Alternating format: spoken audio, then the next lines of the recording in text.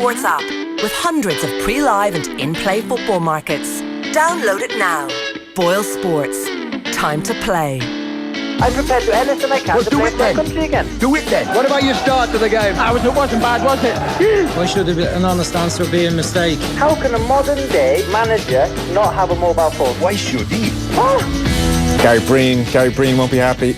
His boy Raphael Varane in at number 7 in the Ballon d'Or list, which continues to unfold before our eyes. The tension is unbearable. So latest we have is Harry Kane at 10, De Bruyne at 9, Eden Hazard 8, Raphael Varane at 7, Mo Salah. We're feeling Mo Salah's a bit hard done by at 6, and then Lionel Messi number 5. When was the last time Lionel Messi was number 5? So at this point we're feeling some combination of Modric, Mbappe, Ronaldo and Griezmann might make up the other 4 as things stand, so we'll keep an eye on things. Pat Nevin will join us later on to talk about Derby Day, to talk about Manchester United. And also over the weekend, Mick McCarthy was in town. The great and the good gathered at Dublin's Convention Centre for the Euro 2020 draw yesterday. For about 10 to 12 horrible seconds, it looked like Ireland were in Group C, which would have meant Germany and the Netherlands. Thankfully, though, a limit of 2 host cities to a group bumped us in with Switzerland, as you know by now. Switzerland, Denmark, Georgia and Gibraltar. So no guarantees, obviously, but still maybe less daunting. And then Michael O'Neill looked horrified as Northern Ireland were picked out by Ronnie Whelan in Group C, to much laughter in the room. Mick McCarthy was all smiles throughout, and afterwards he spoke to our own John Duggan. So here's Mick at the Convention Mick McCarthy, with all these draws, you're never going to get what you hope for, but it could have been a lot worse, I'd say. Well, I don't know if you were in there or you saw it when, they're all going on from the pot that we're in, pot C. I think all of us who hadn't been drawn thought we were going to get with Holland and Germany, and there was a sigh of relief. Not from me, I laughed. I just thought it was going to be. I thought it was a certain. I'm thinking back when we qualified for the World Cup, we had Portugal and Holland. Everybody wrote us off for that, and we didn't lose against any of them, and we ended up qualifying. So, whichever group we were in, we're going to have to take it. But I think everybody's slightly relieved. I think that's a bit premature, and I think when you got Switzerland in the group, who are, I think, one of the best teams in Europe at the minute, and Denmark, who've been our nemesis, knocked us out of the Euros and then beat us in the Nations League, it's not going to be easy. And Switzerland, the team you last faced, Mick, and it's kind of ironic that you're going to see them again. It is. I didn't lose too many competitive games at home at Lansdowne Road, and that was the last one, so that was a disappointing way to leave, but it gives me a chance of revenge, doesn't it? Denmark, of course, familiarity sometimes breeds contempt, but with Denmark a lot of respect. Well, I guess it'd have to be for them to have contempt for us, wouldn't it? And if they have, then that'd be a mistake by them, but I doubt very much that'll be the case. Georgia are always one of these teams, I think, going away from home. They're a tricky proposition. Well, I know we've played them recently, and I was chatting to Kev Kilban with him, and he said what a good side they were, and I think that was probably one of the toughest ones out of pot 4. But then we missed Azerbaijan, which we end up with Gibraltar. Look, it's the group we've got. I could talk about them. It's no point. We've got to play them all, and I'm looking forward to it. Been a whirlwind week or two, Mick. When you're seeing the names coming out of the draw, do you really feel excited about it, that you're going to spend the next few months preparing for this? Yeah, I do. It feels like I'm doing the job now because we've got something tangible, not just, you're doing the job, but there's nothing going. At least I know what teams they are. I can watch the players. I can watch their past games and just get down to planning, yeah. And Mick, can I just ask, we've got George again for the 3rd year in a row, and you've got an immediate task ahead of you. How difficult, or is style of play a consideration for the first few fixtures, or is that, it's a priority? Well, that's an interesting question, isn't it? When I'll get them together on the play on the Saturday, we'll get them together on the Sunday, and we'll play on Thursday.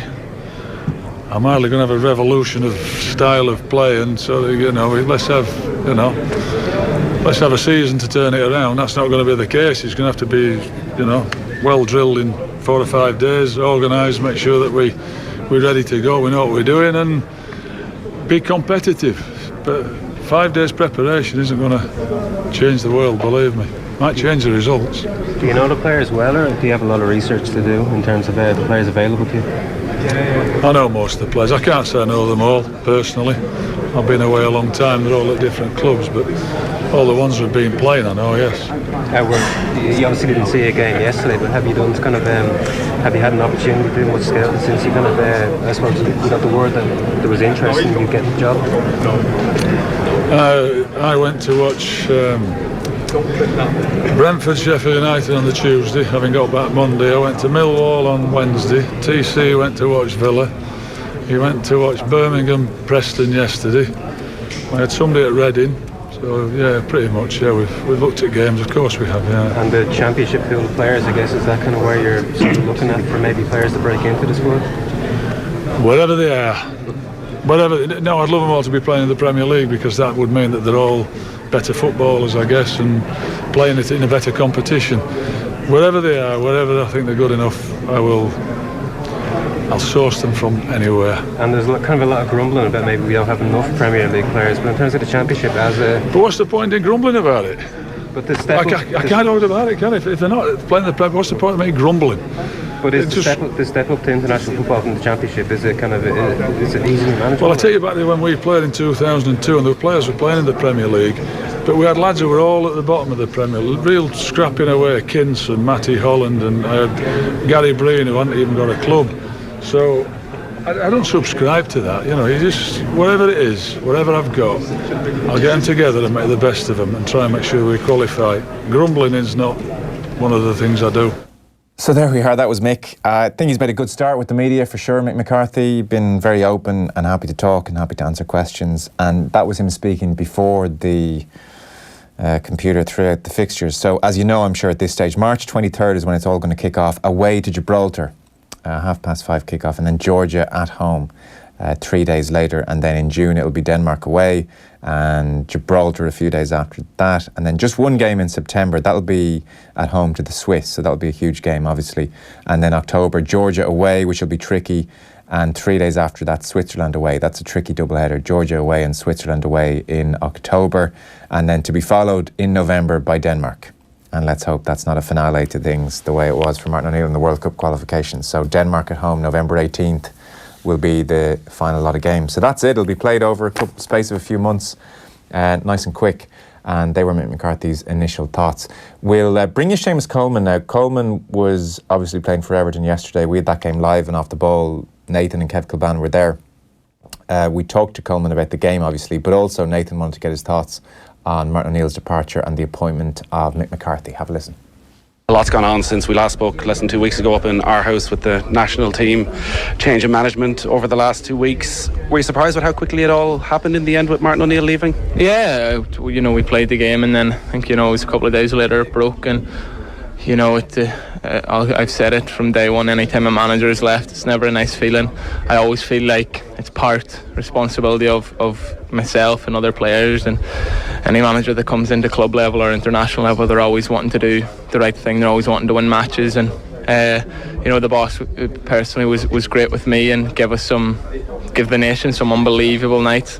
And it was a tough year, and the FAI made a decision, but I only have great things to say about Martin O'Neill. What do you make of the new setup? It's rather unusual, where we know that Mick McCarthy's there till August 2020 and Stephen Kenny's coming in. What have you made of it all? Yeah, look, it's first and foremost, I think it's great for Stephen. I think he's worked extremely hard in the League of Ireland, and I'm sure a lot of people have noticed that. Well, they have if he's got the appointment of the 21 manager and the future international manager. But I like to see people who work hard and get what they deserve in the long run. And he had some great nights in Europe, got them to the Europa League group stages and held their own. Got a bit unlucky at times and won. I think it's three titles out of the last four. Maybe Cork won one. So not great man, and let's see how he does with the 21s. Hope he can do well. And then obviously Mick, I've no dealings with Mick. I've not come across him before, but anyone who has says he's a gentleman, and he gets that respect quite quickly, and he's a good football man. So we look forward. Have you spoken to him yet? No, I've not spoken to him yet. I'm sure he's quite busy at the minute with the draw and all the rest, and that was on today, and I see we got Denmark again, so we need to put that right. But no, look, we all have to do well at club level now, and go back and get ready for March. There's no friendlies, we just need to be ready. Yeah, because it is Switzerland, Denmark, Georgia, Gibraltar. We'll find out over the next few hours how that runs in terms of the fixtures. But as you say, March, he's probably going to have 4 days before the first game. It could be Denmark away, it could be Gibraltar at home. You just don't know. Is there much you can do as a group over the next 4 months before March to try and make sure the confidence levels that everybody's on the same wavelength when you get back in? Yeah, it's difficult. I suppose that depends on which way the manager's going to approach on what he does, whether he goes to watch players or goes to see training sessions. I don't know. That'll be up to himself. But now we just all have to do our job at club level, play well at club level, and make sure that we're in the team at club level. I think that's important. We need lads playing and come back, and it's a fresh start for everyone. Yes, one thing that's been mentioned quite a bit over the last week was maybe that a disconnected form between the national team and the supporters over the last year, largely because of results, of course. Have you felt that? Have you felt that the backing maybe hasn't been what it once was? Well, I've not. I would find it very hard to say that because we went to Denmark and we got to 0-0 and went over to clap our fans at the end, and they supported us so well that night and they were clapping us off the pitch. I think Irish fans, results haven't been great, but when you're there and they're supporting you, and that's what I love about our support. And look, they'll all be looking forward to March, and the main thing now is to qualify for the tournament, because having some part of it in Ireland is amazing. Best of luck over the next few weeks. Thanks very much. As always. There we are, Seamus Coleman speaking to Nathan. He was in the tunnel at Anfield. That was yesterday, and obviously disappointed after conceding a 96th minute winner at Anfield. Origi with the winner. Bizarre circumstances. We'll talk to Pat Nevin in a few moments' time about the game and the weekend generally. Here was Coleman, though, talking about that late winner for Liverpool. Well, Seamus, 95th minute of a Merseyside derby must be absolutely sickening. Yeah, it's hard to take. We came here to play our game, and that's what the manager said all week: play your game, we don't change for nobody. And I thought we did that. I thought we created a lot of chances, and they created chances because they're a top team. And yeah, it's just hard. It's hard to take the way we conceded. It's always going to be a tough one to take, and we'll have to dust ourselves down. But I felt really sorry for the fans today as well. Is there anything you can say to Jordan Pickford after a moment like that? That he's won us more points than he's lost us. These things happen. I played against Man United a few weeks ago. They beat us 2-1. I didn't play well. Martial gave me a tough time. It's be someone else the next time we lose. These things happen. Jordan has been immense. He's been one of our best players since he signed. So unfortunately these things happen, and it's always tougher when you're a goalkeeper. One mistake and it's a goal. It has been an incredibly tough run of away games, and the performances feel as though that they've been getting better with every one, from the scoreless draw at Stamford Bridge to going so close to even winning this game with the chances that you created today. Does it still feel as though this team needs that almost landmark victory against one of the top 5, top 6 to give yourselves the belief that you're on taking it to another level? Yeah, look, we need to do better away from home against the top teams, the top 6 teams, and something the manager has highlighted. And I suppose the only positive is we have went to these places and we've played our game. We've tried to open teams up, we've tried to create chances, and we have done that. And we just don't know, is it the mentality side of it needs to change, or maybe just that little bit of luck that we didn't get at times today. We had some clear-cut chances, and I don't know what it is, but yeah, to be a top team you need to go to top teams and get results. Is it possible to describe what the dressing room is like when you lose a 95th minute goal in the derby? It's hard to take. I think it's more kind of disbelief than anything else, the way it was today. And look, we're disappointed for the fans, and they all have to go to work tomorrow and get a bit of stick, so we always think of them, and disappointed for ourselves. But look, that's football. Seamus Coleman there, speaking to Nathan at full time at Anfield. We're going to talk to Pat Nevin next. Some of the boys are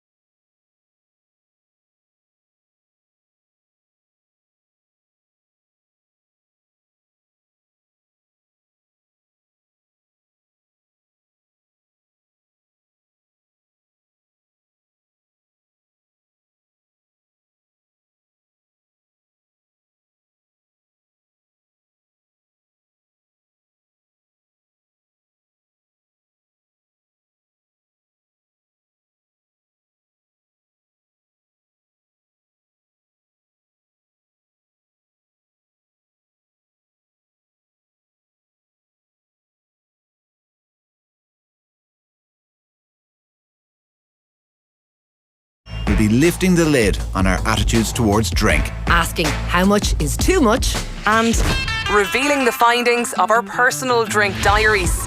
Ireland's drinking, uncorked. All this week on News Talk and on all our social media channels. See newstalk.com/uncorked. Want to upskill? Check out National College of Ireland's January Springboard Plus courses. We have higher diplomas in data analytics, software development or web technologies, and postgraduate programs in data analytics and cybersecurity. Courses are offered in the evening and online, are 100% free for the unemployed, and 90% funded if you are employed.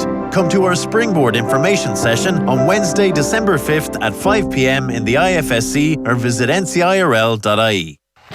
Football Index is reinventing football betting.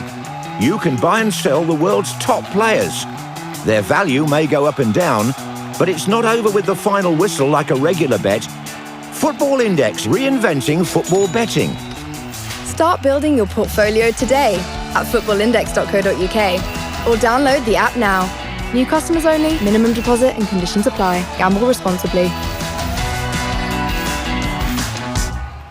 If you are in need of urgent medical care for conditions such as chest pain, respiratory, bowel or stomach problems, then you need the Medical Assessment Unit at the Bon Secours Hospital Dublin. It's so simple and worry-free. Ask your GP to refer you for same-day expert consultant opinion, where you will be assessed and either admitted for further investigation and treatment or discharged with a treatment plan.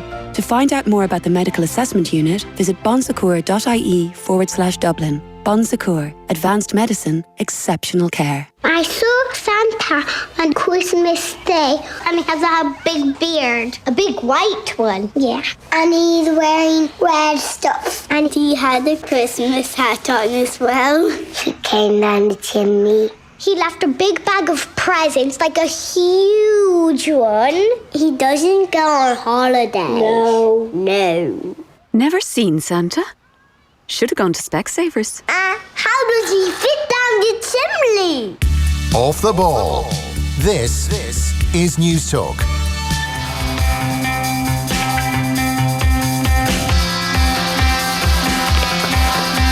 Welcome back. That music, of course, means Pat Nevin. Hello, Pat.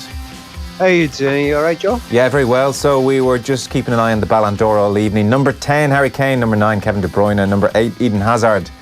Gary Breen's man, Raphael Varane, number 7. We had Mo Salah at number 6. Maybe slightly hard done by, I don't know. We had Lionel Messi, number 5. And now we have Mbappe, number 4. Griezmann, number 3. And the winner is Luka Modric with Ronaldo in second place. Luka Modric is your Ballon d'Or winner 2018. Pat Nevin, are you okay with that? Yeah. I think he had a really great season. To be honest, is he the best at the moment? No, he isn't the best at the moment. But over the whole season, he had a brilliant season last season, and a very, very good World Cup as well. So it's kind of hard to argue. It's amazing that you don't actually get Messi or Ronaldo for once not getting it. It's kind of stunning. But having said, Messi's had a really good season as well. And maybe in any normal year, you think, well, he might be the best player in the world. But, just the stakes are so high with him. He has to score about 40 or 50 a season before he's even considered. True. So, it's good for him. I mean, Ronaldo and Messi have had plenty. Don't worry about them. It's true. It's a bit too much stock placed in the World Cup, I would think. Generally? Yes, I generally think so. I mean, a World Cup's odd because you go to a World Cup and you think, wow, you need to be unbelievable to, get to the final. Yeah, but you need to be pretty damn good. Yes, you need to be one of the best in the world. Get a good draw, before getting there. And if you've, because of course the best teams are seeded anyway, and then you get seeded in the groups. So really it only starts, once you get out of the groups. And even then it can be, not a bad run to get all the way to the final. So as England got all the way to the semis, well done them. But it was about the easiest run you could imagine. So, but take nothing away from them. They've done well. And remember, they're a very small country. So they've done well for a very small country. No, it's true. I don't want to take anything away from Luka Modric. He's amazing. I just part of me is thinking of per Mo Salah, who's sitting at home with his number 6 this evening and thinking to himself, well, that's me done. That's as good as I can do, and it's still only number 6. Yeah. To be honest, 6 damn hard. That's harsh. That's really stunning. I think so. Remind me of the ones above him. De Bruyne was above him, wasn't he? Yeah, we have Messi ahead of him. So Messi's at 5. The first time in a long time Messi in his life has been 5th at football. Mbappe 4, Griezmann 3, Ronaldo 2, Modric 1. Kind of hard though in Salah, isn't it? You know, you could maybe scrape him into the top 5 there. Would have thought so. But after that, it's a tough year because you're always going to get Ronaldo and Messi up there. You're always, De Bruyne was stunning. I mean, I would agree with that. I would place De Bruyne above Salah for this season. For last season, I really would. He was that brilliant. Well, he's 9th. He's behind Eden Hazard. Yeah, and I mean, where does Silva come in? You know, David Silva. Well, let me check Silva because you're dead right. Silva is not even in the top 30 that I have on my sheet here. It's extraordinary considering, you know. So I mean, it's you know, it's the votes are taken on board, and in the end, you know, there's a lot of players there that you have to be in the right team in the right place. That's another big thing. You know, Modric has been brilliant and, you know, controlled games, but he's playing for a pretty good national side and he's playing for a phenomenal club side. Yeah. And if you put 1 or 2 other players in that position, you know, I would almost argue you could stick someone like Eriksen in his position in a better team and he might actually do just as well. Yeah, it's one of those things, you need the right team as well. He's not in the top 30. We have Kante at 11. Pogba's 15. I suppose he was good in the World Cup, in fairness. Jose Mourinho's called him a virus, apparently, in front of the team this weekend, which we'll come to in a second. A virus, for the love of God. Firmino's 19th. Rakitic is there. Ramos is there at 19. Cavani is 22nd. Mane is 22nd, joint 22nd. Marcelo. Alisson, the Liverpool goalkeeper now, is 25th. Mandzukic is there as well. Isco is there. Of them do not give a stuff. They do not care. Yeah, sorry, I'm spending more time in this than they are. They don't even care about this, really. So. Because if they're not in the top 10, I mean, even in the top 10, someone will be absolutely offended by. But the players of that calibre, you know, there's first and there's worst as far as they're concerned. Well, a lot of them. So outside the top 10, and they'll feel mildly abused by it. You know, it's an interesting one, and they've got roughly the right people there in the right places. So, you know. Fair enough. Well done, Luca. And he seems a nice enough bloke most of the time. He's thanked his family and everybody's very happy for him. So we'll move on. We'll get on to Arsenal in a second. We've already touched on that with Gary Breen on the show. He's a big Arsenal fan and he was doing the game for us yesterday at the Emirates. So Merseyside, Liverpool 1, Everton 0. Cruel in the end. Jordan Pickford went with his 2 hands, which was the striking thing. He was desperate to catch that ball. Alan Shearer and Ian Wright were very harsh on him on Match of the Day. I thought Mark Chapman, in a way, was just trying to at least put forward the thought that it was a tricky one. I mean, it was a tricky one. It came right down on that crossbar. It's amazing. The vast majority of goalkeepers that are probably 3 or 4 inches taller than him just go up and flick it over the top. That's just what they do. You know, they don't muck about. They don't do anything clever. They just flick it over the top. In fact, there's a bit of me that when I watch goalkeepers doing that, I get a bit miffed because I think, that's too easy, flick it over the top. You should actually go and catch that, you know, especially the very tall ones, you know, the likes of Cech and Courtois and all those guys. But he's not one of them, and it was right in between that area where they should try and catch it or flick it over the top. It's an awful mistake to make at that moment, but you can imagine his mind. You know, I often say you don't watch things in slow motion because they didn't happen in slow motion. But I guess it did happen in slow motion in his mind there. He saw it all coming and thought, if I flick that over, that's a corner against us. That's another opportunity. So that's why he's tried to do that. And he's just get completely muddled with it. And, you know, goalkeepers make mistakes now and again. And, you know, if that happens in the first minute and your team come back, then it's okay. It's just a horrendous time to do it. Especially, you know, Everton had actually played really well for large sections of that game. And I wasn't surprised, it has to be said, you know, beforehand. You know, this is... You know, Jurgen Klopp said it as well, but it's quite obvious now. This is the best looking Everton team there's been for a couple of decades, and nobody's going to take them lightly at the moment. But they had to win that one if they were really going to push to get in with any consideration of getting in the top 5 or 6. I must say, I admit that their rapid improvement had passed me by ever so slightly. I hadn't really watched them play live in a couple of weeks now, or even really realistically in maybe more than that, unfortunately, the way things went. And Klopp, I thought, was genuinely effusive in his praise of what Silva has done. So maybe elaborate on that for us. The best Everton side in decades is big praise. Talk to us about what they're doing so well. not really that big praise to be. Biggish. I mean, they've had tough times for quite a long time. They've fought and they've battled and they've there's parts of the team that have been good, and we know that the wide areas have been good for a while. Then it was a paid, they were not bad at centre back, etc. But a team that looks balanced all over, no, that's not been the case for a long time. But it is the case now. Both fullback looks. Seamus, about Digne looks class in that left back area now. They've mucked about with the centre halves a little bit, but Mina's going to be good enough, and he's tall enough as well. Getting to the midfield, Gay does a sensible job, although he nearly made one terrible mistake at the weekend there against Liverpool. But then you start getting into the serious quality when you get in front of that, and really the quality in front of that's been absolutely brilliant. I think of Sigurdsson, Richarlison in front of him. His hold-up play's been good, and it may well be that he's not the answer at centre forward, but at the moment he's doing a brilliant job for them. Walcott, again, he's a danger, but I just get a feeling the explosion forward that I expected from him at Everton hasn't quite happened, but he's still good enough to be a threat because of his pace. And now the other side has been quality as well. So, generally, all the way through that team, I'm looking at it thinking, plenty there, absolutely plenty there. And there's just the fact that you've got, it's balanced. You keep on talking about it. We've said it for years. Like the teams, it sounds like the easiest thing in the world talking about balance, but in actual fact, it's amazing how managers don't seem to be able to get it. So, by the way, I'm flicking away at my computer here for a name that I'd forgotten, and of course it's Andre Gomez, and he's the other one that's come into the midfield there, which he was extraordinary. It was a good argument for him being man of the match in both teams in that game there. So you add that to it, and the whole thing looks absolutely superb. Yeah. So Marco Silva's done a really remarkable job then. How many of those has he brought in over the summer? How many of those, or has he just actually put the pieces of the jigsaw in the right place? Mina's a big one. Bernard's a recent one as well. Obviously, you've got to, Sigurdsson wasn't his, but I would almost argue it is because he's the one that's put Sigurdsson into the centre midfield area.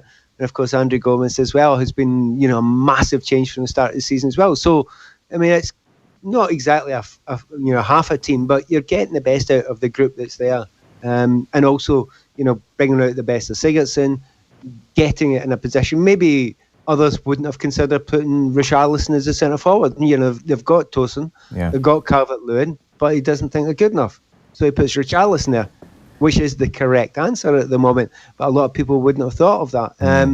So all those things together, seeing where the round pegs were for the round holes, and he's put that together, and it does look. You go and watch them now, and I was at the game when they played against Chelsea down at Stamford Bridge, and they were unlucky. It was 0-0. They probably just about deserved a point out of it. They lacked confidence a wee bit near the end of the game, but all the way up to about 60-65 minutes, they were, hitting blow for blow with Chelsea, who have been pretty good this season. So I don't think there's any fear factor there anymore. They're not a team that's going to sit back. So out with, the top five, as it were. And I hate to say that because it is top five, isn't it? I mean, United have got a big game coming up. Is it Wednesday? Is it Arsenal? Yeah, Arsenal. Yeah. So if United don't win that, I mean, really, seriously, can they get back? To really challenge for the top four. I mean, a lot of people, if you look at the odds for most of the betting companies now, nobody's giving them a hope, and they don't get it that wrong that often. No. So if they do lose to Arsenal, I think that's them out, which leaves a kind of gap for Everton to be the next challengers of that top five. Yeah, it's very impressive on Silva's behalf. A quick point, not to be too provincial for a moment. Will James McCarthy do well to get back in that side long term, medium term? Well, I think eventually you kind of need to make changes in the Premier League. I mean, a lot of teams have got 8, 9 and 10 games in December. So you're going to get games. There's going to be injuries. There's going to be players that get suspended. You're going to lack form at periods of time. But whether he walks into that team, it's kind of hard looking at that team where you actually get into it, because you're going to have to take Gay's position, or you're going to have to take Andre Gomez's position. Coleman Wicklow has texted in about Gay, wondering, what does Pat think of him giving the ball away too readily? Well, that's what I mentioned it right at the top of the show there, didn't I? He gave it away, and it was awful. It really stuck out. So he's absolutely spot on.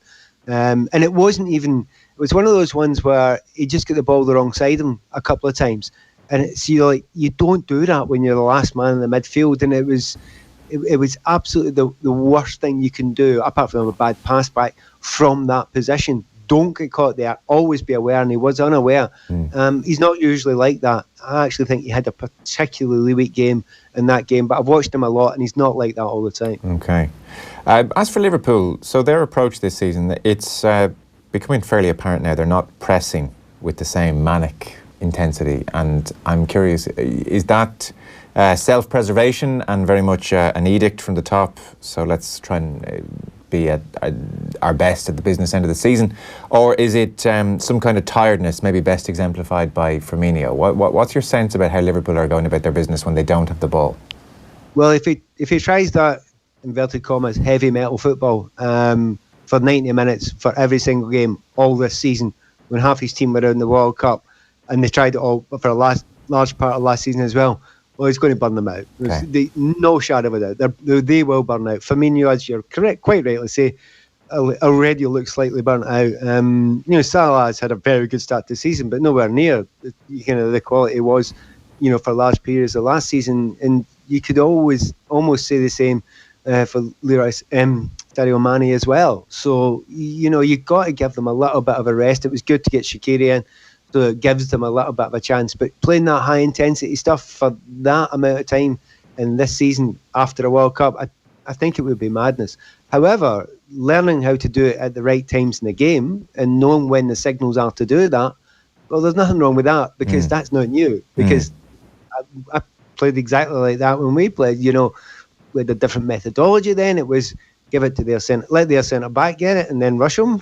It's the same thing. Yeah. Usually centre-backs were pretty hopeless then, so you get the ball back. Well, I say hopeless on the ball, so you get the ball back. So but we wouldn't do it for 90 minutes because, it'd just wreck you. So, there's a bit of sense about it. I suspect Klopp's seen that. He's not a stupid man. He won't go and run the legs off them. He's got a bigger squad this season, but not big enough to be able to do that. So, no, I think it's deliberate, it's considered. And to be fair, although it has looked less impressive this season, have a look at the league table. Yeah. It's not bad, is it? I know, it's amazing. You look at Klopp's reaction, and of course it is. There's the sheer uncontaminated joy of a last-minute winner in the derby, and off he goes. But there is also, you suspect, a weight on them, on all of them, the Manchester City effect, which is, frankly, if you do, drop another 2 points, that's you 4 points off the pace. I mean, that's close to feeling insurmountable. That's the pressure, that's kind of the unspoken pressure that's on all of them, even at this stage of the season. Well, there's a secondary unspoken pressure is if you let Manchester City go and you get dropped into the ones that are chasing below, then you've got a problem. Yeah. You've got a major problem because, Chelsea are there in third. I'm still not convinced that they're going to be top four, but, they've got a chance. Spurs almost certainly will go on a decent run again. They've had one defeat there, but, what a good week for them, beating Chelsea, then beating Inter, then, had a terrible period of time against the Arsenal. But apart from that, they're up there and fighting. And Arsenal suddenly, much to my surprise, I will say, they're up there fighting and battling. Yes, Arsenal fighting, battling in the same sentence. And it was amazing to see. Can they do it all the time? A few weeks ago, I was down watching them at Crystal Palace, and they were out-muscled, out-battled in that game. Palace were the better team by a mile in that game. So it's whether the new management can actually bring that sort of stuff that they showed against Spurs every single week. Yeah, not sure yet, but that was pretty damn good against Spurs for most of that game, I thought. So it's all very well saying Klopp's under a bit of pressure because he's looking up. Realistically, you're probably looking behind you as much as you're looking up, because you're not going to catch City. It is extraordinary. I will ask you about Arsenal now in just 1 second. Just one last point on Liverpool, who were so settled last year with their 4-3-3, and we see when they do work Shaqiri into the side, they do go for this more 4-2-3-1 and Salah up top, and people are saying, well, maybe does it suit Firmino to be in behind? And Jamie Carragher was saying, well, look, it's to get Shaqiri into the side. It's also, he felt maybe Fabinho prefers being in a sitting two. And so suddenly you've all these, the opposite to Marco Silva, where there's balance and it all sort of fits together. You feel like Klopp's juggling a few different things now. And is it also, are teams changing how they're playing against them? Why the 4-2-3-1? Why is Klopp doing this when it worked so well for so long last season? Well, we had the same conversation with me last week about Chelsea. about Kante. Yeah. Why 4-3-3 when it should be 4-2-3-1? Do you adapt the team to suit one or two individuals, or do you stay focused on what is your ethos? And it's a tricky one, that, because there's not a simple thing. You do what is right for the situation. I suspect with Klopp, he's looked at it and thought, right, okay, we're not quite, as potent as we were last season for a variety of reasons, the tiredness we've mentioned, but also teams learn. You remember, Chelsea went and won the league there with the 3-4-3, and everybody was completely stumped for a whole season. Yeah. Then the next season, sorted. Knew what they were doing. Yeah. Got behind it, figured out what they did. Had plenty of time over the summer to go and look at all the stats, where they wanted to play, where they could be stopped, etc. And they were stopped. And eventually, they had to change it. They changed it to, more of a 3-5-2 after that. So you have to change. You have to adapt. It's best to adapt when you're in a strong position, because if you adapt on the way down, it looks defensive. But having said that, if they've adapted into this different position, this different system, and it's something that they can use, but they can always go back to that 4-3, that 3-3. I mean, that's something special. But you have to be absolutely honest about it, and it's not an Evertonian here or an ex-Chelsea player saying it. They're not the strength they were last season. They're not the power and the pace they were last season. I mean, I've watched them away from home in Europe. I was over in Belgrade watching them, and they didn't look anything like the Liverpool I'd watched last season. So, you never know. It might come back, after January. I suspect they probably need another player or two in that midfield, to help them a little bit in that period. Okay, interesting stuff. So you mentioned Old Trafford Wednesday. Arsenal go there, and I think what Emery seems to be doing is really amazing. Even within games, we were saying to Gary Breen earlier on, if games finished at half-time in the Premier League, Arsenal would be in 19th, is the start of the weekend I'm throwing at you. And then, as I mentioned, it seems Mourinho called Pogba a virus after the game in Southampton. I'm starting to come around to the opinion that maybe he does want to be fired. It's the only logic I'm seeing through all the madness. So, Old Trafford Wednesday. Yeah, go on. The secondary logic would be, I was listening to a guy, an old All Blacks player, was talking a couple of weeks ago, and there's a book being written about the kind of team spirit within the All Blacks. And I'll change the wording, but you'll know what I mean. So one of the big things is have no a-holes in your team, right? Oh, yeah. And you know what I mean. You know exactly what you mean. You want team players. You want somebody who's in it for the group. And it doesn't matter how good a player you are, you got to be in it for the group. I think Mourinho's just said, no, you're in it for you, mate. And he's given up. I think he's completely given up. But sorry to interrupt. Now, was Pogba was in it for the team at the World Cup?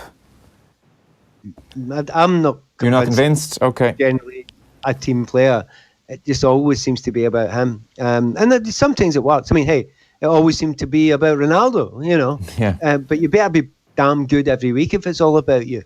Every single week, you better be the star. And at this point in time, without getting behind Mourinho, because he's not doing it the way you should be doing it. He's not getting a group around him. The only way he can do that, if you say that about Pogba and you want him out, you better get him out pretty quickly, get the money and be able to re-spend it. And also, you better have a team behind you and make sure the team aren't behind him. So I agree with your viewpoint on it. If he's doing this now and it's a high stakes game of poker, and almost saying to his teammates and the club, right, it's him or me, make a decision, then maybe he's bringing control back on himself there. Because if they say, okay, then it's the player, then he shrugs his shoulders and goes off and manages Real Madrid. Yeah. Fine, good, let's move on. Yeah.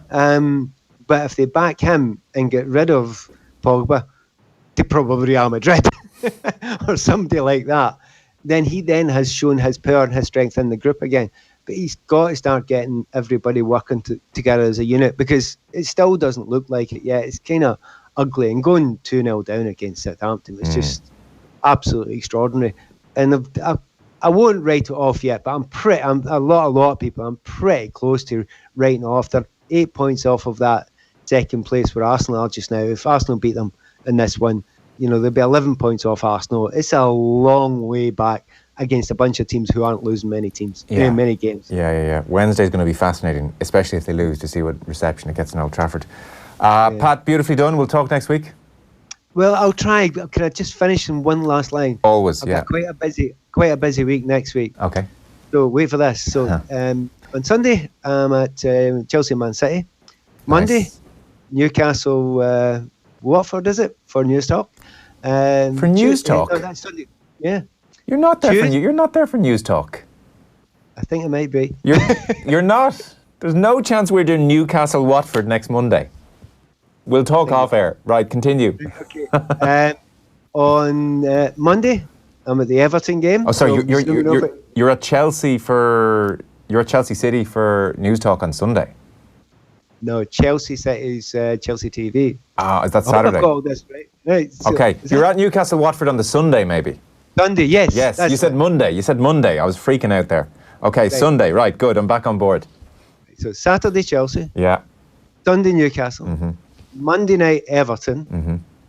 Tuesday, Liverpool, Napoli. Oof. Wednesday, Manchester City, Hoffenheim. Oof. Thursday, back to London for Chelsea again. Okay. So 6 games in 6 days. Nice. Zooming all over the UK. So if I can fit in having a quick chat to you. No, there's no pressure. You can have the week off. I'll be sitting here. Sunday. I'll be sitting here Monday. I'll also be here Tuesday. I'll be here if you want me Wednesday, and we'll be in the office Thursday, just in case you're looking for me. I will definitely talk to you on Sunday. All right. Okay. Right. We'll talk next on Sunday. Perfect. Listen, thanks a million. Enjoy your week then. I will do. See you soon. All right. Bye. Bye. Off the Ball on News Talk. There's something about Christmas. There's something about it that creeps inside and finds the child in you.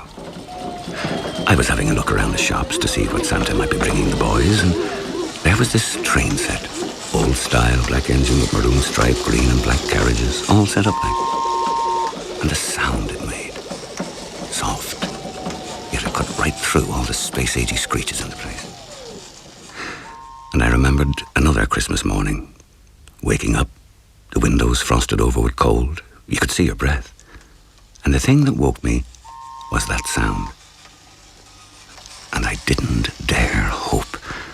Sliding out of bed, cold at the floor. And there it was, going round and round on the bedroom rug. I ran down, could barely speak. Mum and Dad were sitting there. What is the teapot covered in that knitted cozy and the smell of hot milky tea and rashers. Guess what Santa brought? You'll never guess what Santa brought, I said. Well, doesn't that beat Well, doesn't that beat Banner, said my mum. No A train set, no less. Isn't Santa the smart fella? Turn the moment gold with Barry's Gold Blend Tea. So last night, when I came home with the train set, Mary couldn't believe it. Martin, that's not what they wanted. That's not what they wanted at all, she said. Santa'll bring them what they want, I said.